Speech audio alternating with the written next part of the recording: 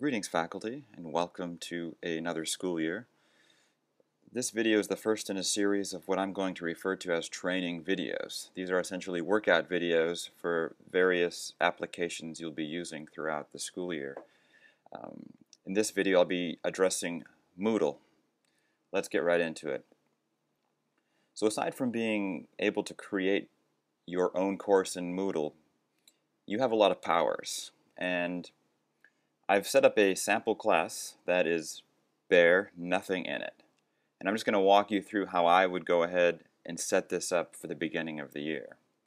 So the first thing I would do is actually get rid of all of the information that is just wasting space. Things that I consider as kind of useless pixels. And if I decide I want them later, I can always bring them back. So the first thing I'm going to do is turn editing on and just start getting rid of things that I don't want to use. So the latest news, nah. Upcoming events, nah. Recent activity, no.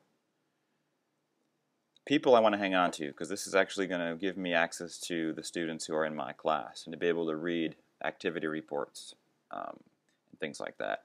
Activities, not so useful. Searching forums, no. And then at the very bottom, course categories.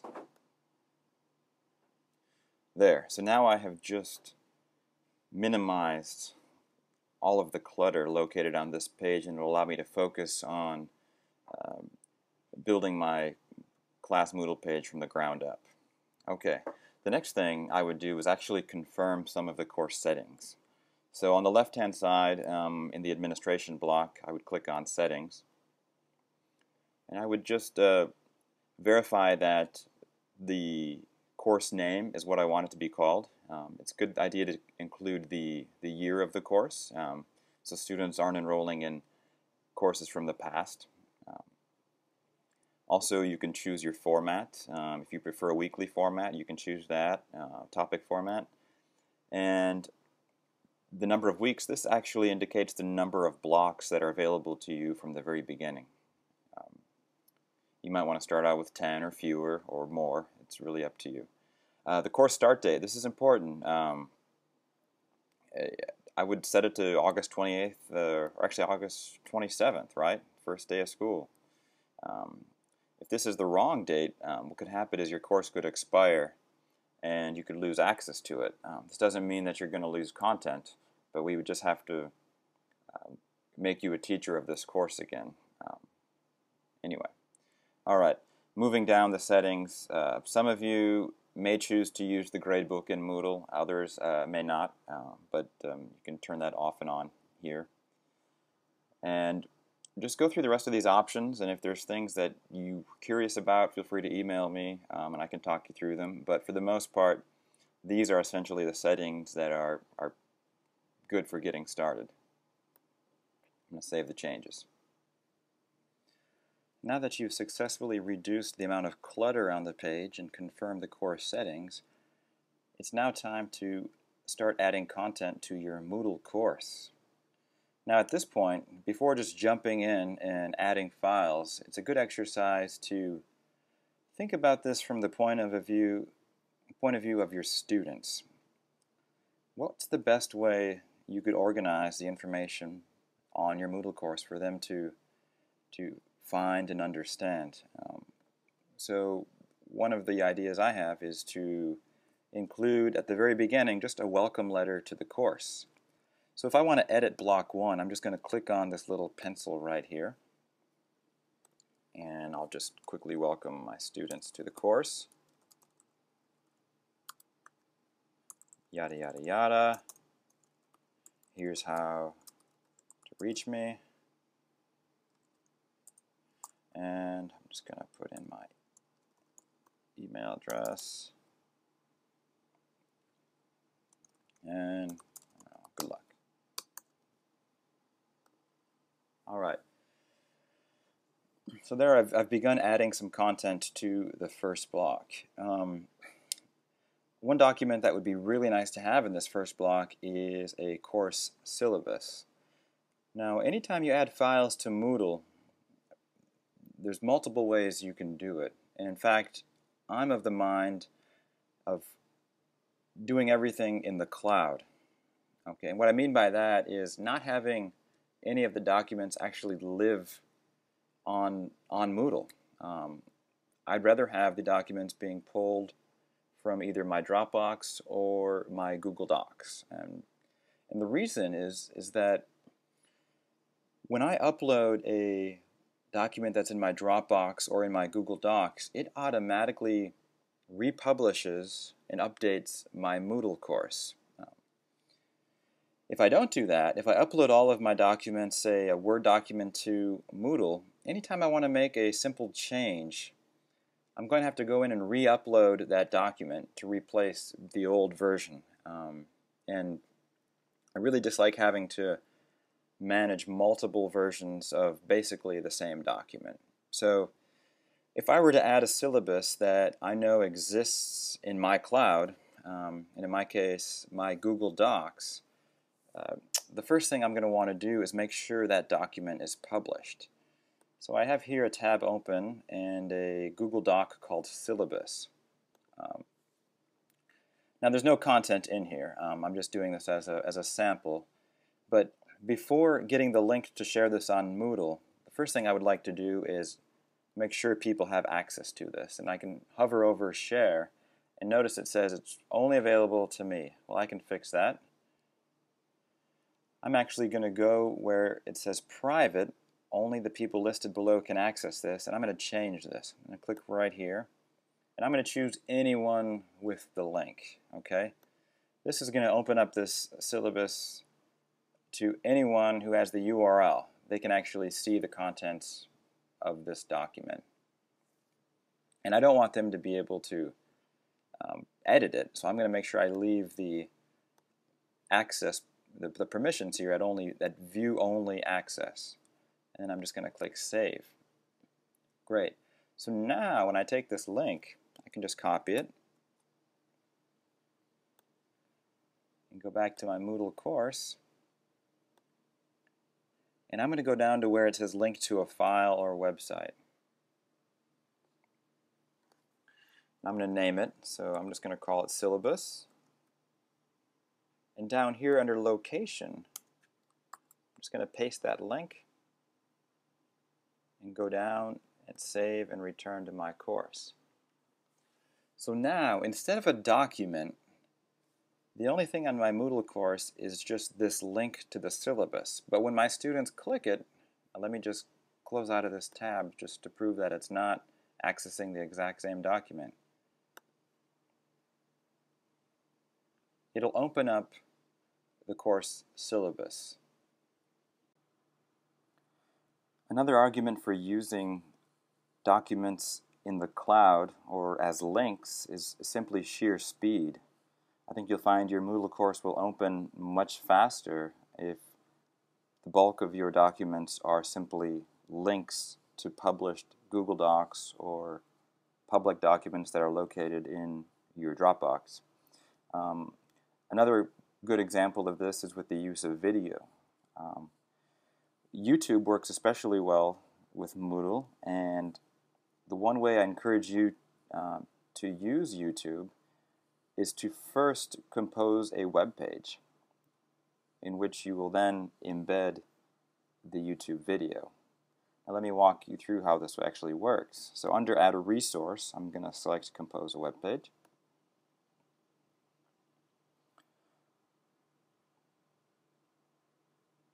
Now I'm going to give this web page a name, which this is the text that will appear on the front page of Moodle there.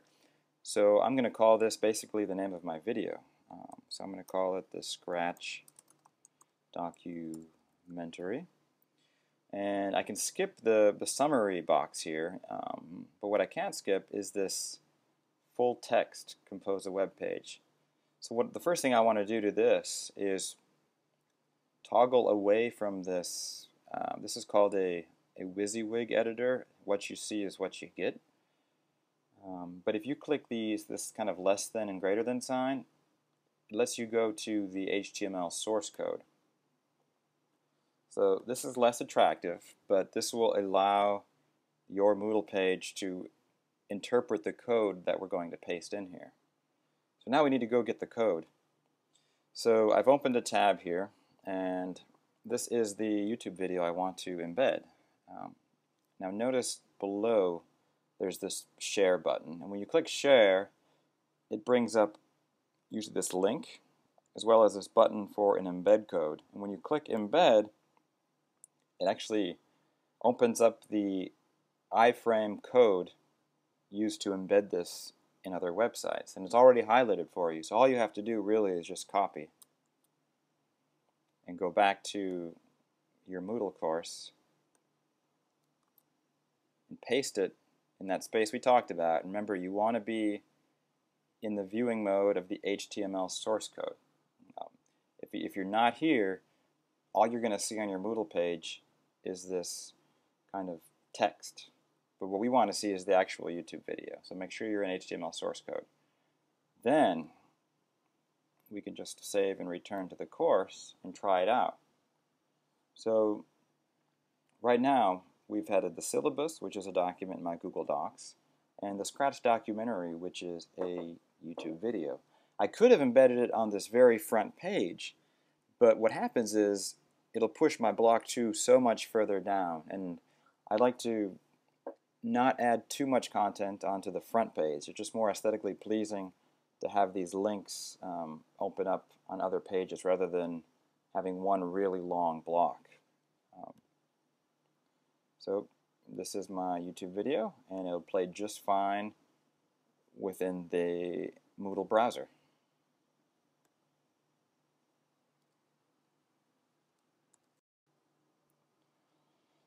So we've now added some content to block 1, including some text, a link to a document in the cloud, as well as a link to a YouTube video. Now let's look at some of these other features in these blocks. Here you have an icon that looks like a couple of check marks. And what this is the move tool.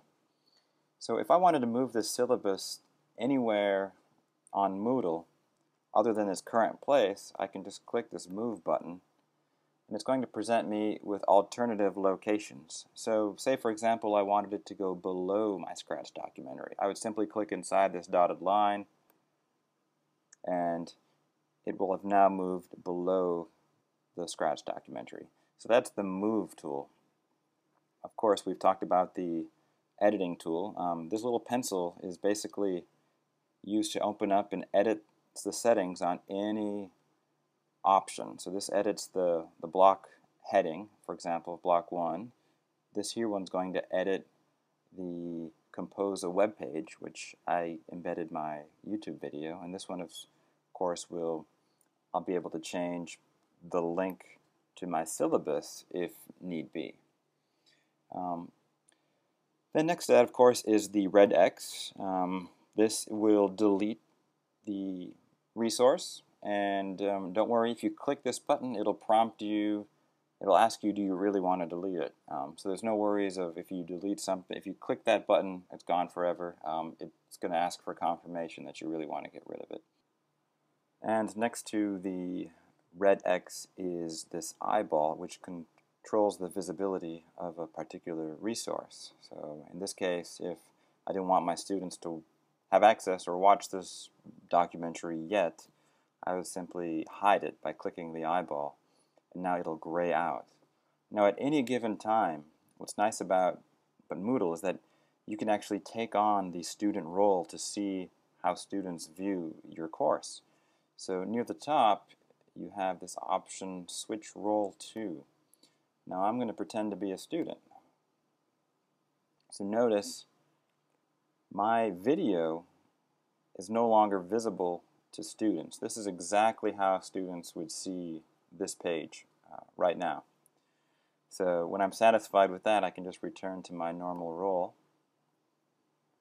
and turn editing back on and continue my work. There's a similar set of tools here on the right. This arrow pointing down will actually move the entire block down. So say you're working on a system where the current block is always the block on the top. What you're going to want to do then is, as you add content, push the block down when it's no longer relevant in order to have the next block become the current block. Another way you can indicate the current topic is just merely clicking on this light bulb. What this does is it kind of highlights the block. And it'll show that here, this is the current resource. Just above the light bulb, you're going to have this minimizing window, and this throws teachers from time to time because once you click it, it looks like all of your blocks are gone. But what this is really doing is it's only showing just the top block, and you can maximize this again simply by clicking Show All Topics. So don't be alarmed if you get to your Moodle course and suddenly you don't see any of your topics. It's likely that you've just clicked this minimize and maximize button. So that's a little bit about kind of the navigation of this area. There are certainly several activities which we're not going to get into in this tutorial, but some of these are worth taking a look at as well. Now, you might have the question, well, how are my students going to find my course? Now, typically at WIS, students have enrolled themselves in your courses. So they've logged on to Moodle, and they've located your course and enrolled themselves. If you're feeling very proactive and energetic and you want to actually enroll your students in your courses, you can do that. If you've got a class list, you can click on Assign Roles, Student, and this brings you to a screen where you can easily search for your students. So let's say Kermit the Frog is taking my class. I'm going to go ahead and add him.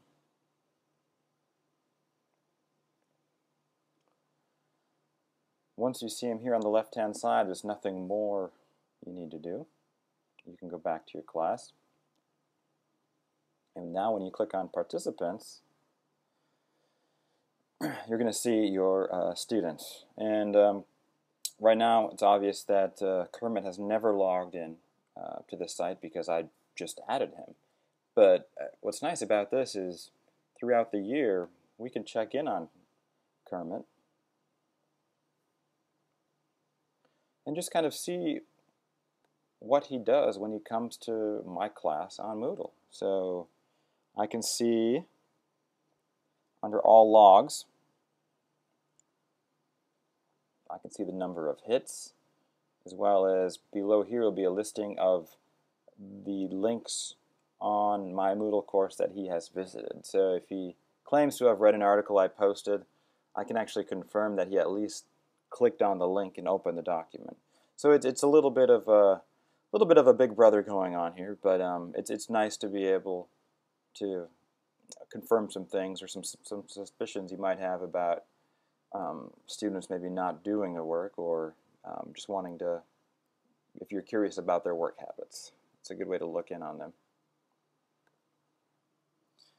And on that note, I think I'll end this workout. I hope you've enjoyed this introduction to Moodle, and I hope you have some questions for me, and feel free to get in touch with me. Welcome to WIS, and I look forward to working with you.